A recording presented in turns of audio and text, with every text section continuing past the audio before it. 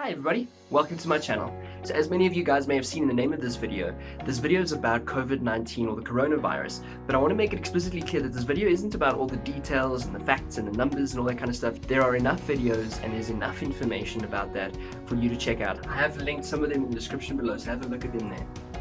If you are a South African citizen and you're worried that you may have COVID-19, please WhatsApp this hotline on the screen right now, 0600-123-456. That's the number that the government are using to bring in cases and to check people, to test people and get them sorted with regards to the coronavirus.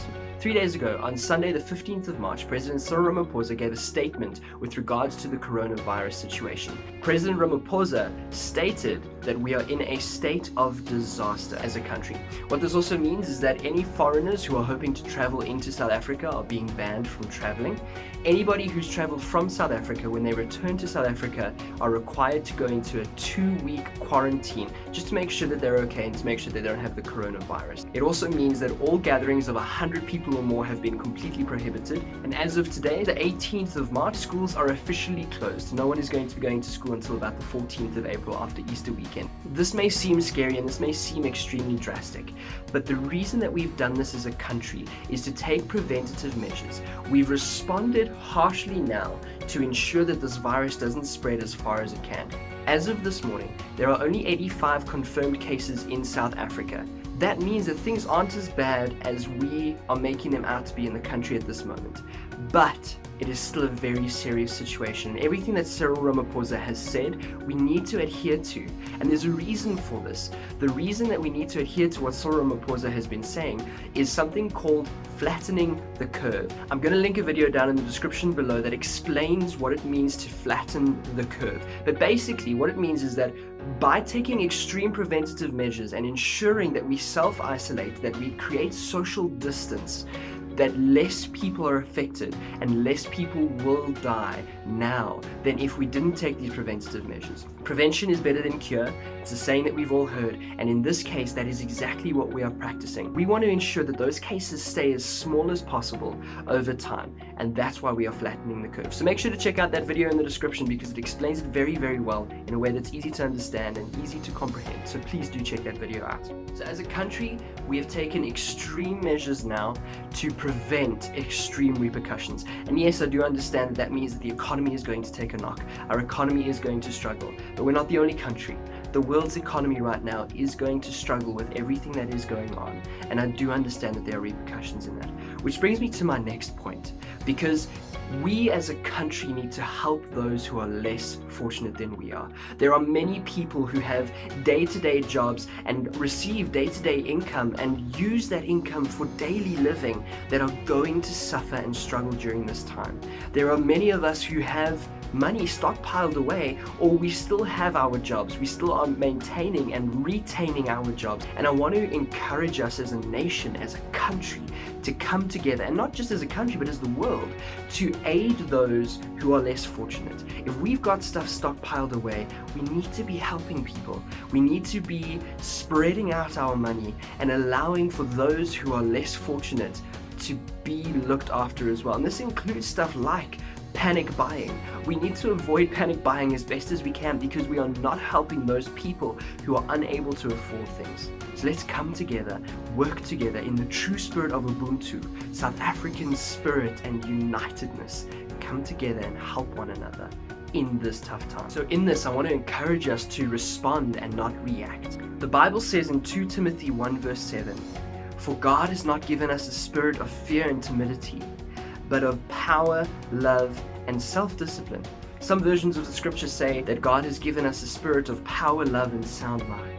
To react means to look at the numbers, to look at everything that's going on, and to respond out of fear, to respond in a place of going, the world's crumbling around us. If there's situations where you hear of people not acting in a human-like manner, it creates a space where if we react out of fear. Let us respond.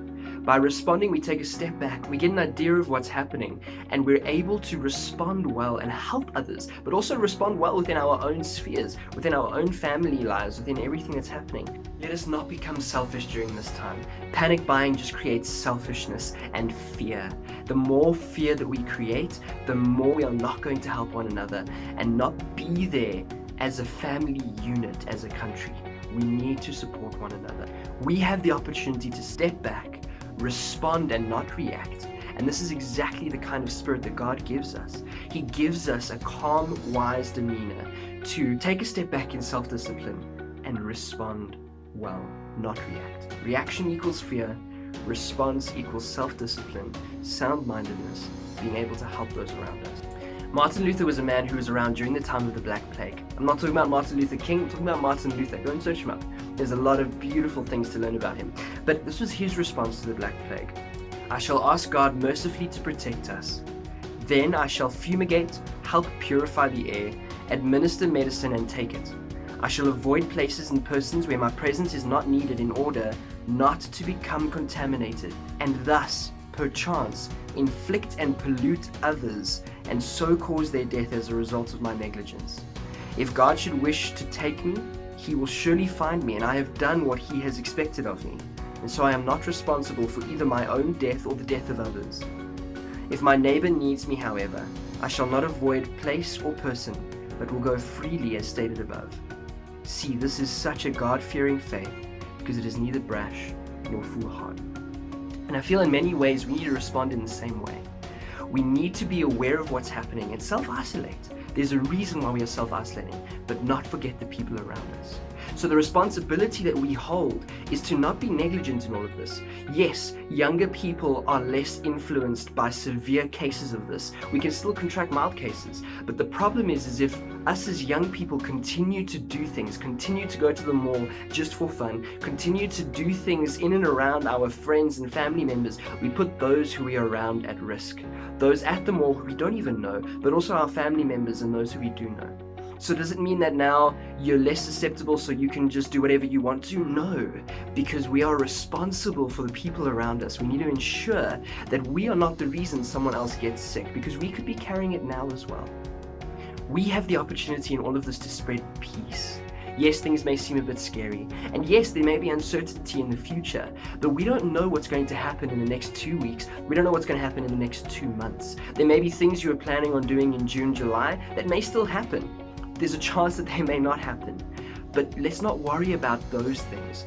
Right now, let's focus on the here and now, how we can prevent this disease from spreading right now, right here, and work together in that space. Spread peace, respond with peace. Because in the scriptures again, Jesus says in John 14 verse 27, "Peace I leave with you, my peace I give you. I do not give you as the world gives. Do not let your hearts be troubled, and do not be afraid." Jesus gives us a supernatural kind of peace. And when we receive that peace, we can spread that peace faster than any disease can spread, because that's the power of the peace that Jesus offers. I have no doubt that during this tough time, we're going to see the best of humanity.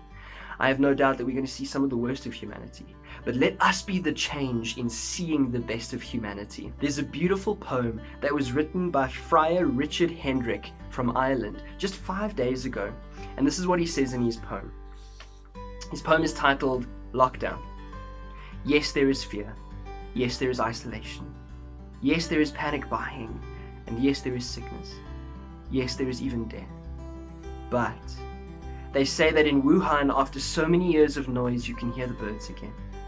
They say that after just a few weeks of quiet, the sky is no longer thick with fumes, but blue and grey and clear. They say that in the streets of Assisi, people are singing to each other across the empty squares, keeping their windows open so that those who are alone may hear the sound of family around them. They say that a hotel in the west of Ireland is offering free meals and delivery to the housebound. Today, a young woman I know is busy spreading flyers with her number through the neighborhoods that the elders may have someone to call on. Today, churches, synagogues, mosques, and temples are preparing to welcome and shelter the homeless, the sick, the weary. All over the world, people are slowing down and reflecting. All over the world, people are looking at their neighbors in a new way. All over the world, people are waking up to a new reality, to how big we really are, how little control we really have, to what really matters, to love. So we pray and remember that yes, there is fear, but there does not have to be hate. Yes, there is isolation, but there does not have to be loneliness. Yes, there is panic buying, but there does not have to be meanness. Yes, there is sickness, but there does not have to be the disease of the soul. Yes, there is even death, but there can always be a rebirth of love. Wake to the choices you make as to how to live now. Today, breathe.